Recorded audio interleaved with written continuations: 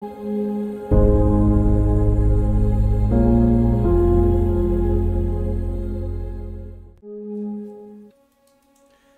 everyone. Good morning. Good morning, everyone. Good morning. Let's try again. Good morning, everyone. Good morning. Yeah, much better. Thank you. Good morning for those watching us through the internet. It's a pleasure to have all of you here. Today we're gonna have a lecture with Rafael about my goal. But before doing that, I invite Ana Beatriz to do the initial prayer. Thank you. Good morning, everyone. Good morning. Let's start our day with a page from Joana Angelis, psychographed by Divaldo Pereira Franco. Don't spoil your day by internalizing insults. Of course, there are people who do not like you and even detest you. This should come as no surprise, for you feel the same way in relation to others. Peaceable hearts easily solve this problem because they never take offenses seriously. Many kind and affable persons surround you, so it is pointless for you to become aggravated with those who prove to be one of the exceptions. Cast the offense into the dust of oblivion and proceed in the direction of the love that awaits for you.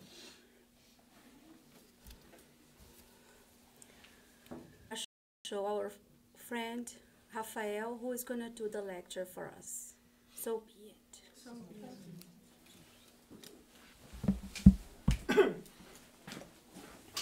Hi, everybody. Good morning. Good morning. This is the first time I'll be using a tablet. I hope I don't get confused. There you go.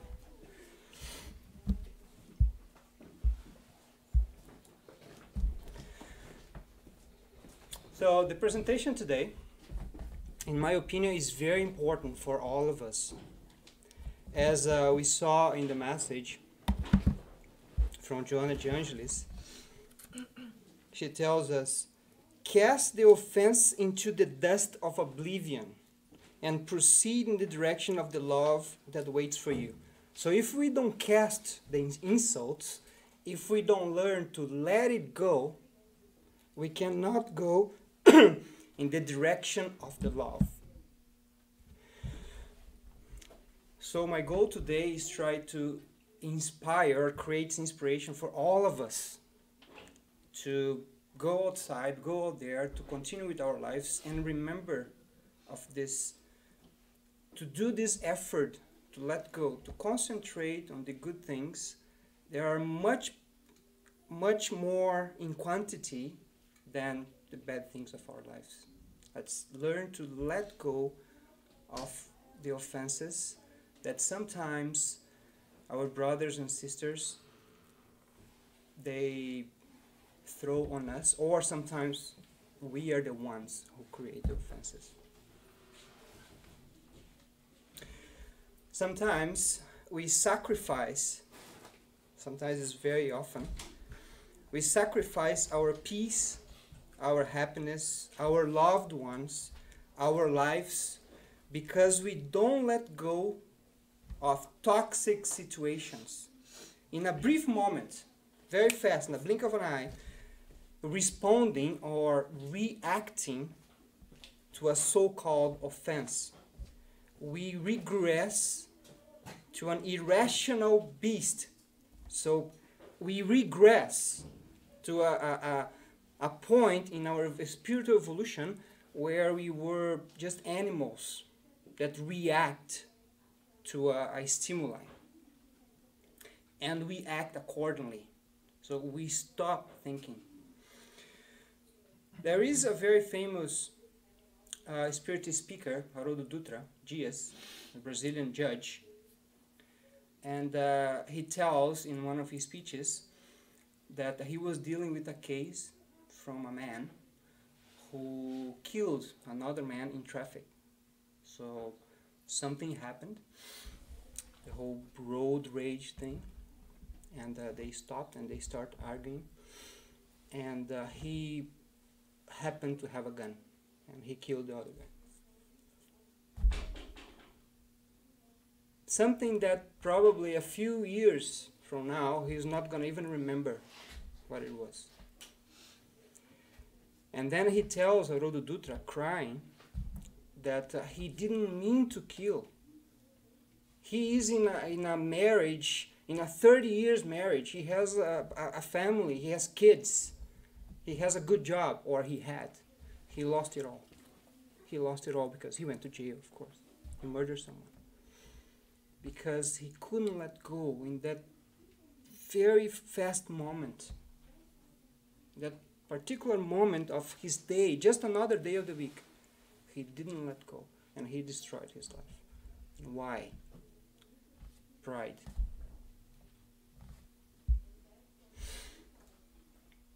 So today, our presentation is about being patient, struggling to develop our patience. If you don't try, there's no struggle. So the idea is not for us to become patient from one day to the next, but we start the struggle, the inner struggle. Try to learn to train ourselves to let go. And in the process, be happier, be more at peace with our conscience. So if we go back a little, and we try to understand the way we behave, and we go back to our first incarnations as human beings, we learn from history, because we cannot remember that far behind, but we learn from history and from Spiritism, that in that time we were afraid of everything. We were afraid of the night, the darkness, storms. We were afraid of fire. So we used to see monsters everywhere. If there is a lightning strike, that is something bigger than me, that gives me fear. And to me, it's the same as a wild beast, a roar of a lion. So it's another monster. But the difference at that time is that we had already passed or crossed the border from animality. So we were no longer animals. So we became spirits, primitive spirits, but we are already spirits. What is the difference? The difference is that us as spirits, we have this drive inside of us to look for answers. It's not enough to solve our problems in one day. So that's if you take the most intelligent of the animals, they solve problems, they use tools, but it's from one day to the next they forget, and they solve the same problem all over again. Every day they go, they use the same tools, they solve the problem, then they forget, and they go solve the same problem again and again. The difference is that we don't forget. We never forget. We accumulate. That's the basic difference between intelligent principle and spirits. So because of that, we start investigating all the things that gave us fear also made us curious. And we start to investigate, and we start to find answers. We start to see that the fears that we had, they made no sense once we discover what was the cause of that particular phenomenon of nature. And we start accumulating knowledge, and then we learn how to control that. So our life started to be a little bit better because there was not so much fear. Then from more advanced civilizations and from missionaries, we learn something new. We learn that there is a superior being, a divinity that rules all of us, something that created us and rules our lives. So then our life changed a little.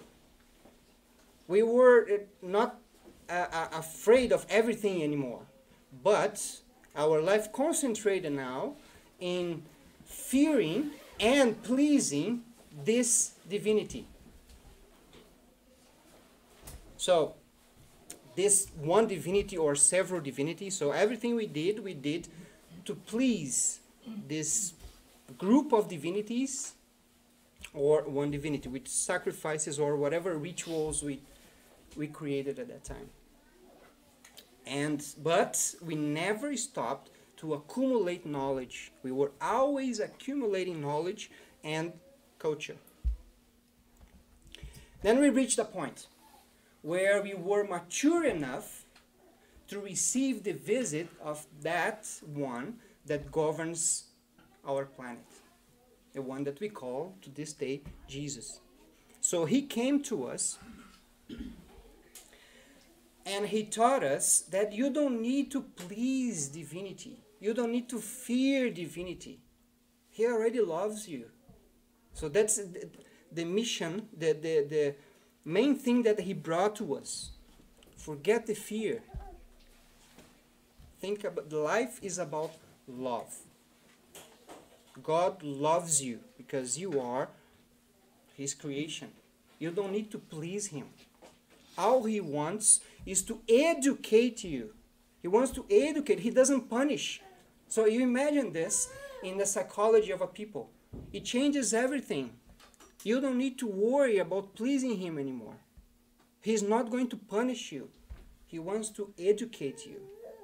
So then, the faith, it changes from the external faith, trying to please something external, towards an internal faith. So he wants to educate me. So then, what I have to change is inside, is myself. That was a huge psychological change in the mentality of that people. But the thing is, we didn't get it. Very few of us could understand that.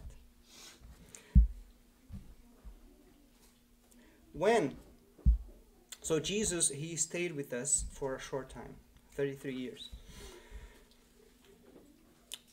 So very soon after he returned to the spiritual plane,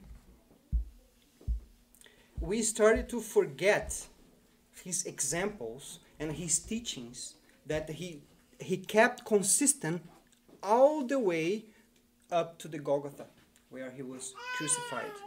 So he taught us this is not the true life. He talked about kingdoms because that was the way society organized at that time.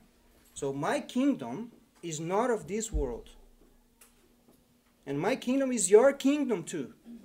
So we are not of this world. This life that you're seeing is not the end. This is a passage.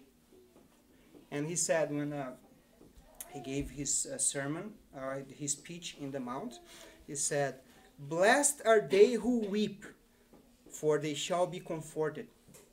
He didn't say, some of you will be comforted, or maybe you'll be comforted. Sometimes you'll be comforted. No, you will be comforted, all of you. So very soon after he went back, we started to forget that.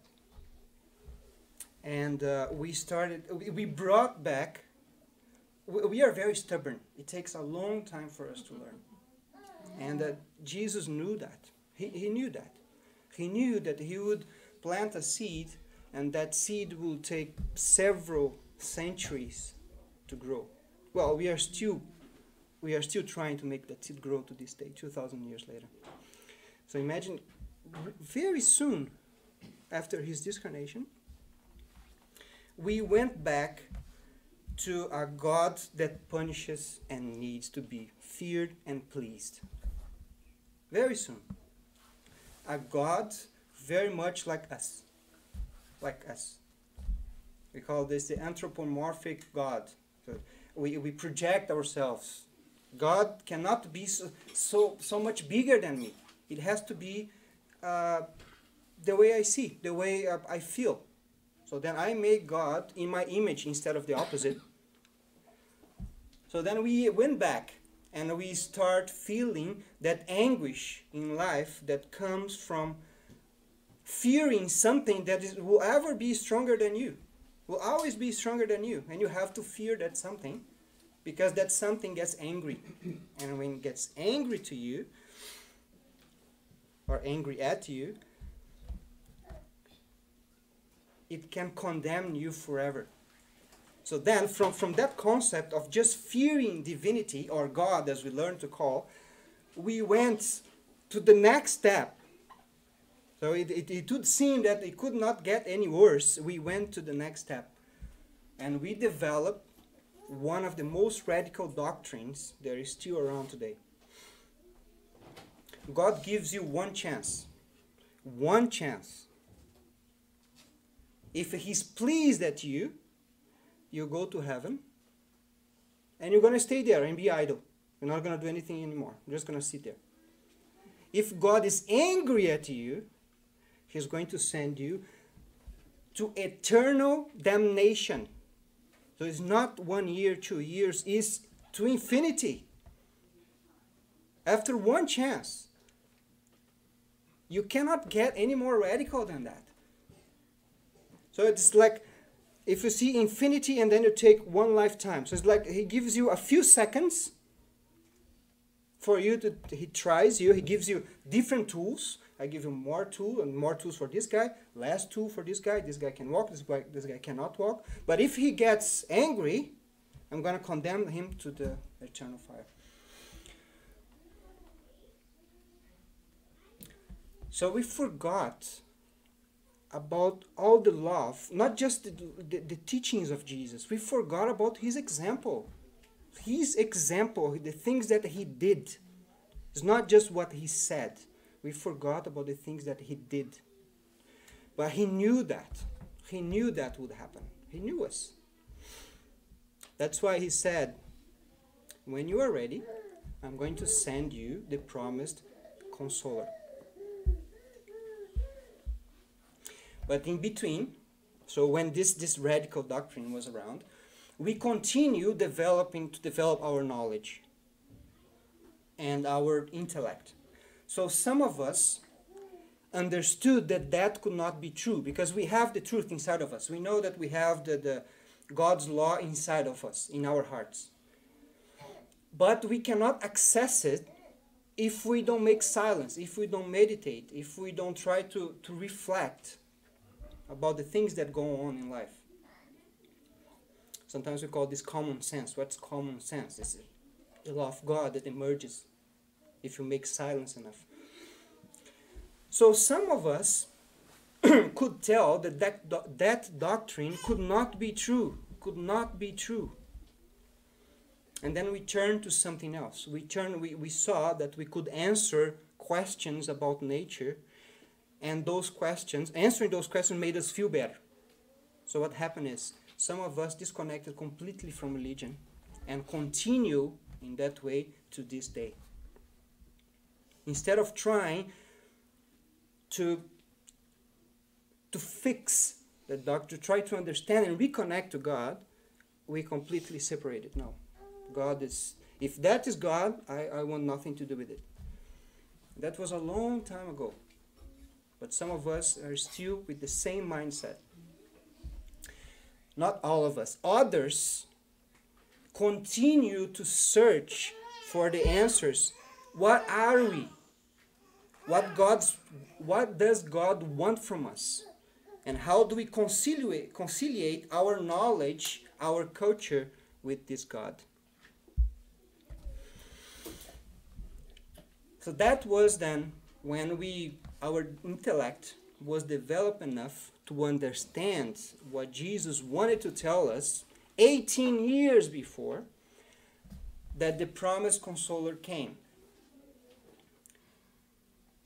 And this time it wasn't from any missionary, any living person, any incarnate person. It came from a group of spirits throughout years and years of communication.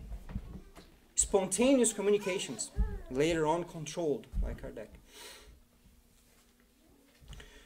So from these communications, from this group of spirit that were much more advanced in intellect and moral level than us, from them we got back that love concept, that God that doesn't punish, that God that wants to teach, that wants to educate. That's the core of the Spiritist doctrine.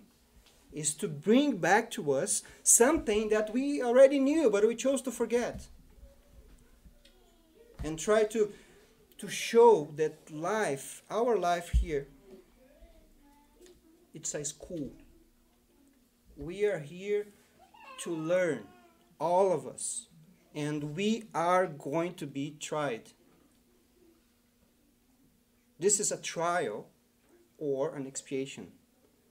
So we are going to be tried.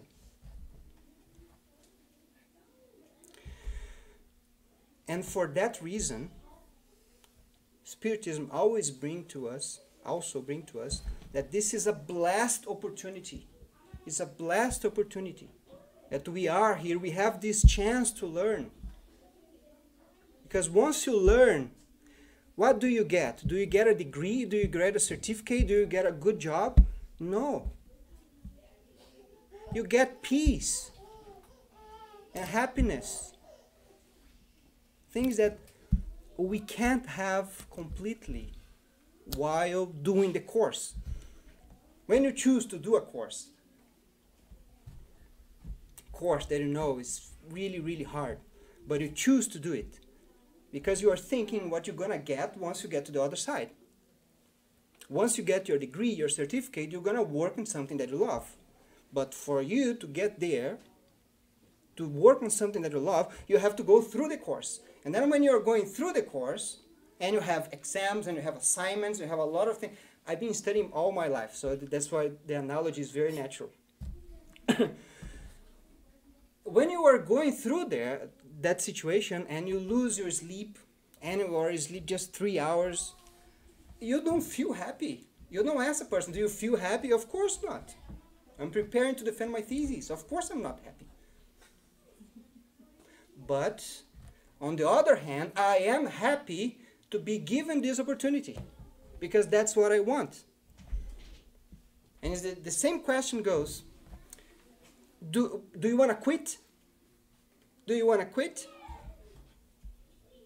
No. No, I'm not happy, but I know that I want to get to the other side. I want my degree. I want to learn. I don't want to quit. I know that quitting seems nice at this moment. Maybe for a moment it seems that quitting this course, this life, is going to bring me happiness.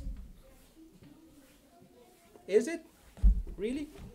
When we quit something, does it make us feel better? No. What makes us feel better is go all the way to the end. And then we receive the recompense, the reward from our hard work. So that's what Spiritism brings to us. This is a blessed opportunity. And since, if we imagine this as a school, there are some of us that are passing and some of us who are failing, like any school. And we learn from the interaction between all of us.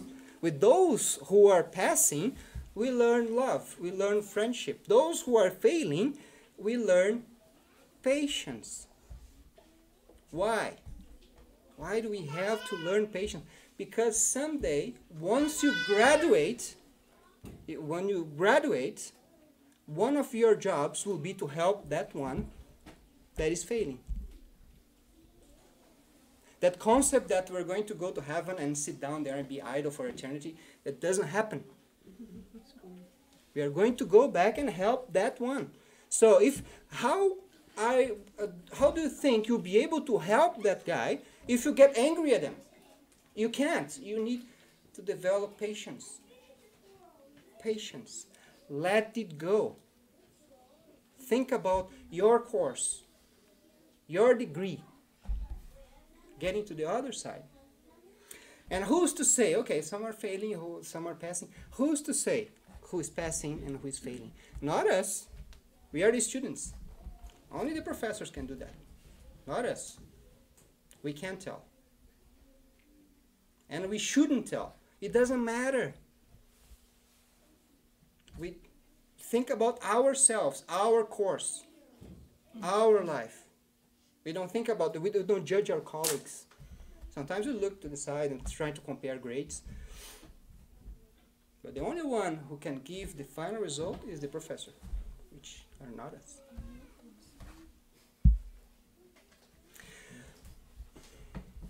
But how do we feel during this process? How do we feel? Can we feel complete happiness while here on earth? So Kardec, of course, incarnate, he was feeling the same thing, going through the same difficulties in life. He had his own health problems. So he asked the spirits in the question 920, can people enjoy complete, not just happiness, complete happiness while on earth? And the spirits answer. They don't say yes, maybe, sometimes. They say no. No. And then they explain, because life has been given to them as either a trial or an expiation. It is up to them, that's the second part, it is up to them to mitigate their misfortunes and be as happy as possible on earth. It doesn't mean that we cannot be happy. We can be happy. Of course we can. We won't be completely happy. We can't. Our conscience will not let us be happy. It's not God's will that we are not completely happy. For us to be completely happy, every single act that we do must be in complete agreement to what we think is right. So we don't think that we don't blame God. It's inside, it's ourselves. Every single act needs to be exactly the way you think is right. We already know what is right and what is wrong. That is going to give us a free conscience, a conscience free of worrying, and we can sleep like babies at night. Why do we always talk about when we go to sleep? Because that's when we have silence. That's when we listen to ourselves. When we are going through the day, we don't have time for that. There's so much noise. But when you try to sleep, you close your eyes, you relax your body, and it's just you and yourself. And at that moment, all the things that you did wrong in the day will come back. And if there's nothing, if everything that you can think about, it's exactly the way you want it, it's exactly the way you know it's right, that's when you're going to have complete happiness. So there's nothing to do with God. Of course, He wants to educate us and show us the way. But that is our struggle.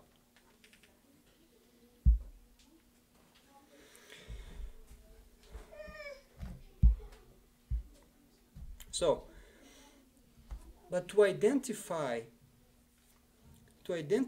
our weak spots and where to work, since we are not complete happy, we want to be complete happy. So what is it that is preventing us from being complete happy and have complete peace? This is an intellectual endeavor. It's a self-analysis. It's us trying to figure out what is that is wrong. That is our work for our intellect. It's a process. Then you would say, okay, then it's just a scientific approach. No. It starts maybe with a scientific approach. When I say scientific, it's just because you test on your own life. You think it's wrong, okay, let's test it. I'm going to act on it and see if there's any pain comes back. That's try and error. So it's a very objective approach, and it's intellectual. But we don't stop there.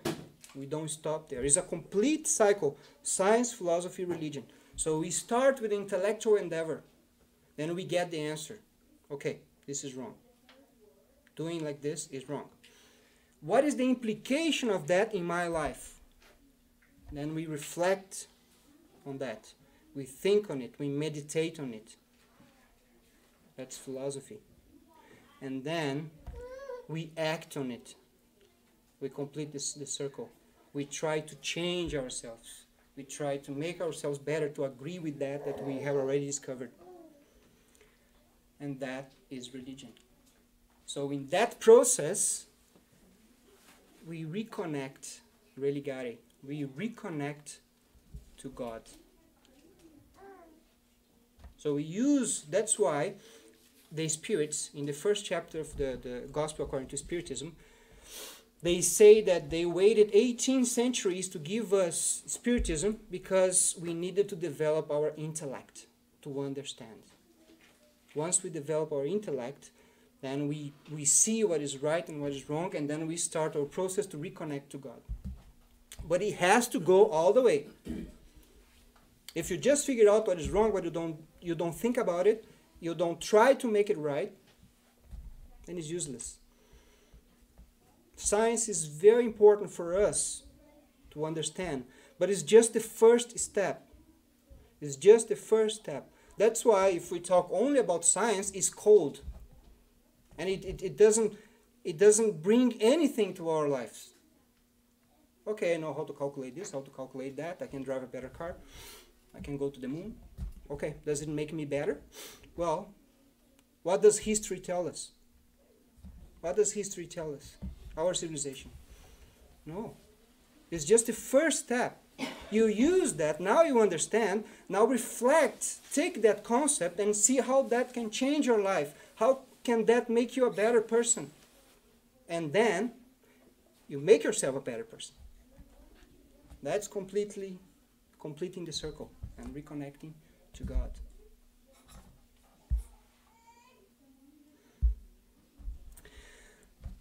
On that note, I'm going to ask your permission to do a demonstration.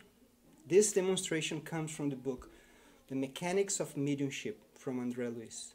So it's not our science, it's their science. I'm going to explain why. We're going to start with our science.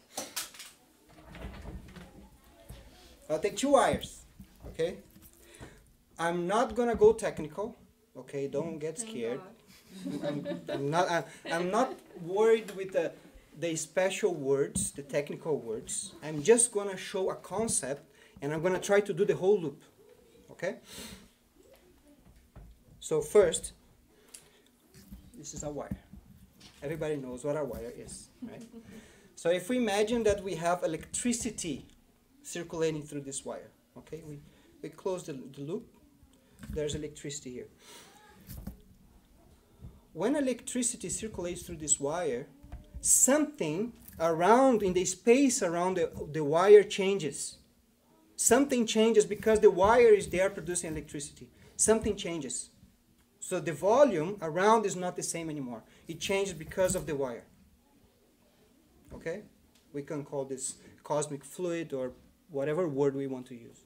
So it changed. I closed the circuit. Whatever is here changed. Then, this is another wire. This wire is walking by. And then he feels, oh, there's another wire here. And he feels all the features of what this guy here is doing to space. So he feels it. I'm here. I'm feeling that there's a wire here with this and that electricity circulating. But then, if we close the circuit in the second wire, and we have 2 loops. This wire also has electricity now, because of this wire. It has electricity now. And this guy also changes space. But they change together now. They are coupled. Now power goes back and forth. Energy goes back and forth. They exchange energy. The 2 wires, they keep exchanging energy.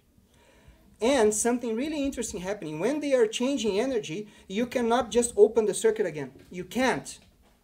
When you try to do that, a physical phenomenon occurs that can destroy both wires. So first you have to reduce the energy, reduce, and then you open. We do this all the time in the lab.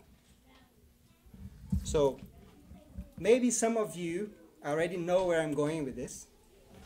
So this is our science, okay? This is not a matter of opinion. This is science. Now, what André Luiz tells us is we behave, our thoughts are like the wires.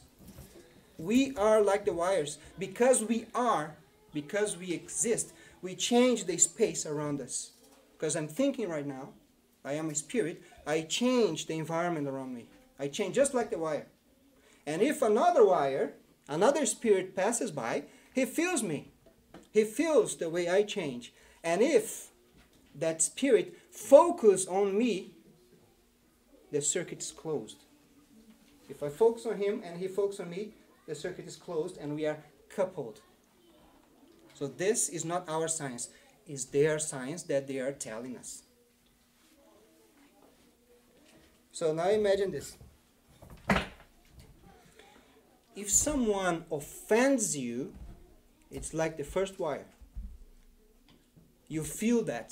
Sometimes the person doesn't even need to tell you anything.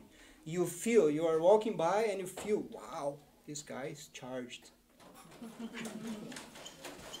But then, if that person tells you something, okay, you still feel bad, you feel it, because you are feeling the energy of like the wires. But André Luiz tells us that the switch is attention. The switch that closes the circuit is attention. If I turn and I respond and I close the switch, we are coupled. So then I receive everything that he has to give and I return to him. How do we call this? A confrontation. That's a confrontation. When I was a kid, every time someone was angry at me and I responded, I saw something like, you know when you look at the pavement, it's very hot and you see that vapor? I used to see that between us all the time. And I was wondering, what is that? To this day, well, thank God, I don't get that angry anymore. But up until maybe my 20s, I still saw that thing, that like a vapor. Every time there was a confrontation, there was a vapor. And I didn't know what that was. And after studying Spiritism, okay, I still don't know what it is. But they tell me that there is something there. There is something. We couple. So once, if someone does something in traffic and tells you something, some nice words, that person is like the first wire. You have the choice if you're going to close the circuit or not. If you close the circuit, you couple with the other person. You couple. And once you're coupled, it's the same thing with the two wires. You cannot just open the circuit again. You can try, but then you close again. You try and you close again. What do I mean? The situation is over. You go to your home, to your house, to your family, and you're still feeling it. You're still feeling it. You're still thinking about it. Because you cannot close. It's a law of physics. They say, not I. They say. It's a law of physics. What do you do in order to be able to decouple? You have to reduce that energy. You have to meditate, you have to pray. And it takes 10 times the time it took for you to offend the other person. 10 times the work. Because now it has your own source. You are kind of feeding it. And if you don't say anything, it seems that you let it go, and then you go home and you complain about the whole situation to your wife, your husband. What happens? You close the circuit. You close the circuit. And you feel the whole thing again. Let it go. Let it go. When it happens, let it go. If we have to sacrifice something, sacrifice your pride. Let it hurt. It's much better than answering and engaging. If it hurts, it's just you training your pride. Sometimes, the only thing you can do is just don't say anything. Let the person say whatever they want to say. Then you can think, but that person doesn't have the right to tell them all that to me. Who is this guy to tell me that? Let's go back to our governor, our master, when he came here. I'll tell you a story. When Jesus was here, around the Galilean Sea or the Galilean Lake, everything was really close. If you look online, YouTube, you see Haroldo Dutra going through all the small cities, walking around, and you see he explaining, Jesus did this here, this was Peter's house, this is the synagogue, this is Capernaum, and you see that it's like walking distance. Everything, he came from Nazareth to Capernaum. It's a walking distance. Everything is really close, really close. What they call Galilean Sea is a lake. We can see the other side. Everywhere you go, you can see the other side. So Jesus was there, and he was walking around, always walking around and saying his words and curing sick people and giving hope to everybody. So there was always a multitude of people following him. And then he ended up in Nazareth, his home city. But in Nazareth, the Jewish community was very... they were together, so they were very strong. And he was with his apostles, of course, his friends. And the people that came to watch him, they were talking a lot of bad things. They were really being sarcastic and laughing and saying that he was crazy. Even his mother and his brothers came one day to call him, come, get out of there, come. And then he gives the lesson, who is my brother and who are my brothers that we see in the gospel, talking about the real family ties. So Nazareth was not a good experience. But the apostles, what did they do? They thought, we are so naive sometimes, they thought that they had to defend Jesus. So they engaged and they fight with the others who were complaining about Jesus. And they kept going in terrible, bitter confrontations. So Jesus saw all that. And Humberto de Campos in the Boa Nova. This is all in the book Boa Nova from Humberto de Campos, chapter Forgiveness. So Humberto de Campos tells us that Jesus, he is mild. And he walked to Capernaum. He walked back to Capernaum. And the apostles, they were, oh my God, what is wrong with Jesus? They were disappointed. Because why doesn't he fight? Why doesn't he defend God? Jesus was already a Christ or a perfect spirit when our world was being formed 4 billion years ago. And we think that he needed to be defended. So we are so naive sometimes. We really don't understand things. And then he went to Capernaum, and the apostles walked with him, and they were pounding. And after a day, Peter and Philip, the leaders, they went to talk to Jesus. And they were, Humberto de Campos uses the term heated statements. So they go and talk to Jesus in heated statements, saying that we need to defend the gospel. How come you just walked away? And Jesus, he doesn't answer. He looked at them with a profound look, a look of someone who sees them, their souls naked. They see inside of them. He sees inside of them. And he doesn't say anything. He just meditates. Just look at them in complete silence. And they get anxious. I want an answer. But he's just there sitting, meditating. You see? They are the first wire. He doesn't close the circuit. He doesn't close the circuit. He just observes. And then they start calm down. He comes out of his silent meditation, and then he addresses them. So you see, when they decrease their energy, their negative energy, then he comes with his own. Then he comes with his own magnetism. And he tells them, didn't I prove to you that the best answer is work?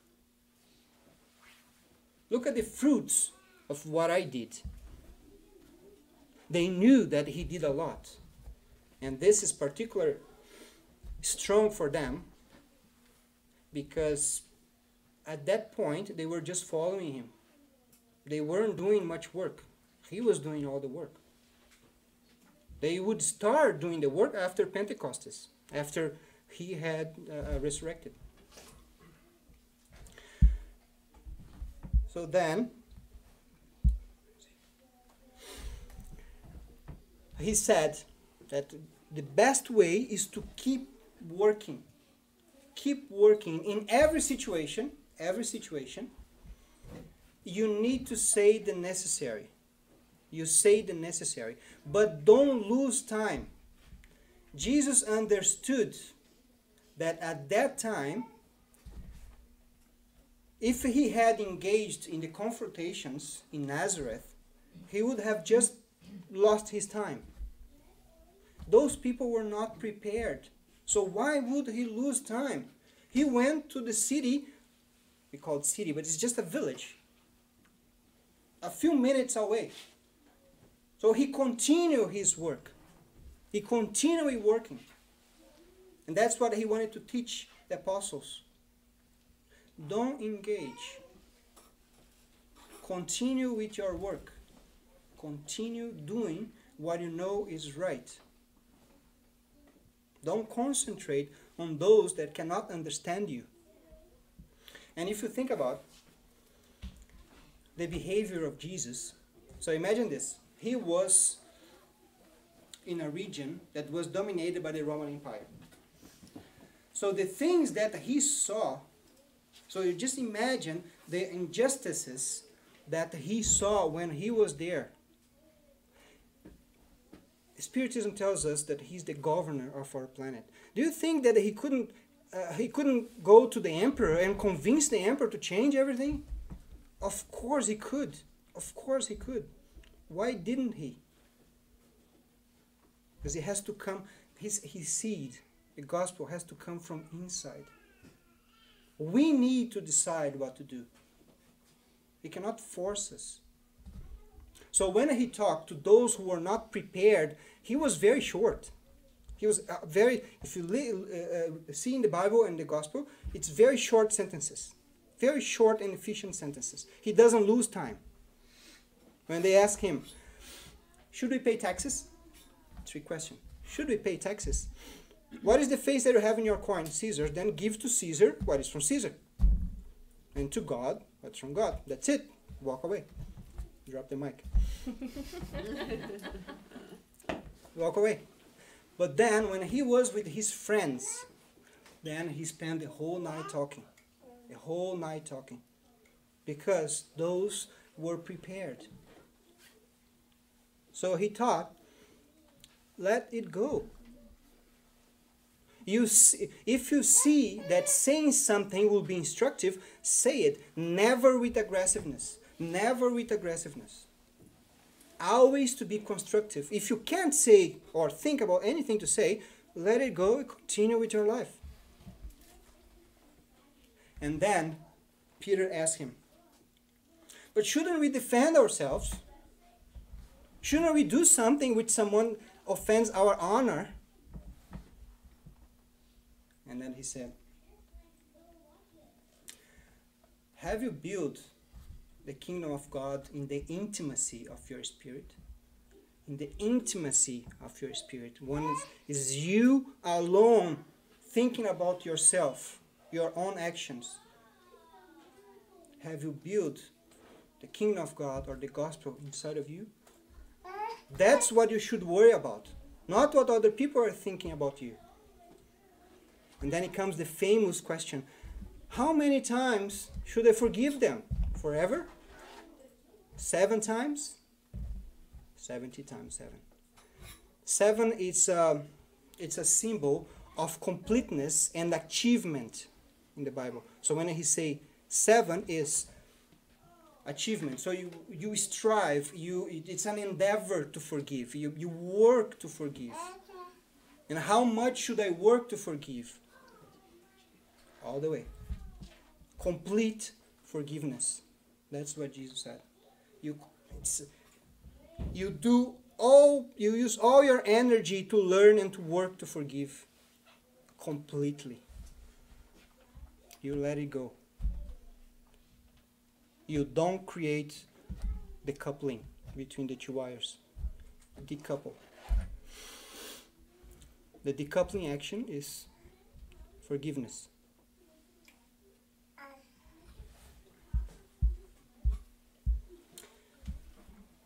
I think we have some time. To end, I'm going to read one part of the Gospel, page 197, and it talks about patience. So this is a spirit friend. He doesn't identify himself. I'm going to read only one paragraph where he says, "Life is difficult, I know. It is composed of 1,000 nothings, which are pinpricks that end up hurting us. But we must consider the duties imposed on us. We must consider what is our work. What are we doing in this earth? The consolations and compensations we receive in return, and then we'll see that the blessings are more numerous than the sorrows."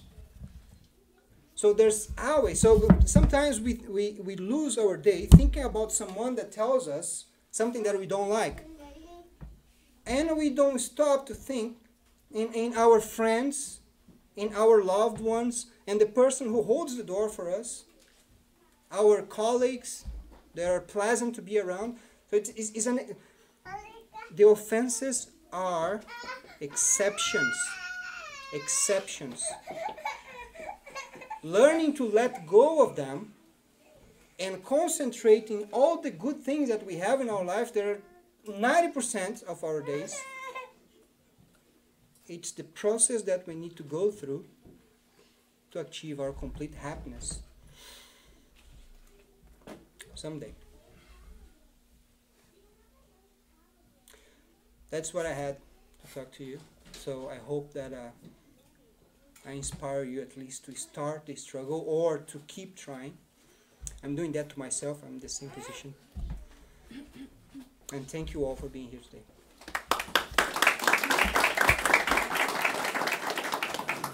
Thanks so much, Rafael. We do have time for 1 or 2 questions, if anyone have any, or anyone for the internet as well. We have cards in the back that can read the question. Or a comment. Yeah. I have a question. So when you're explaining about the 2 circuits, right? Like someone is angry at you or whatever, so he creates that energy. And then you don't engage now, so like you don't respond. But if you think about it and you create that whole anger inside of you, you're still connecting, right? Or you only engage if you verbally... No, you engage with your thoughts too. Yeah. So what is normal is for us very to quickly, just to make sure that people in there can hear the question. So yeah. The question was about, so if you see someone in anger that offends you or do something that you don't like and you do not say anything, but in your thoughts you thinking about it, does it means the same thing or not? Sorry.